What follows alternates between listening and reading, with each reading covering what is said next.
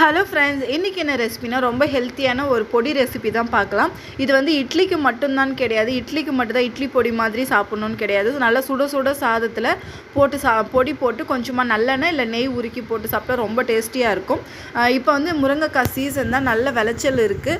முருங்கைக்காய் வந்து எல்லா முருங்கைக்காயும் நம்மளால் குழம்பு வச்சிட முடியாது, சிலது முத்தி போயிட்டுருக்கோம். அதெல்லாம் வந்து வேஸ்ட்டாக தூக்கி போடாமல் இந்த மாதிரி சீடு, அதில் இருக்க சோறு, அதெல்லாம் சோறுன்னு சொல்லுவாங்க, அதில் பல்ப்பு, அதெல்லாம் வந்து நல்லா இந்த மாதிரி வெயிலில் காய வச்சு ஒரு நாளே நல்லா காஞ்சிடுது. மீறி வேணும் அப்படின்னா 2 நாளில் காஞ்சிடுது, நல்லாவே காஞ்சிடுது.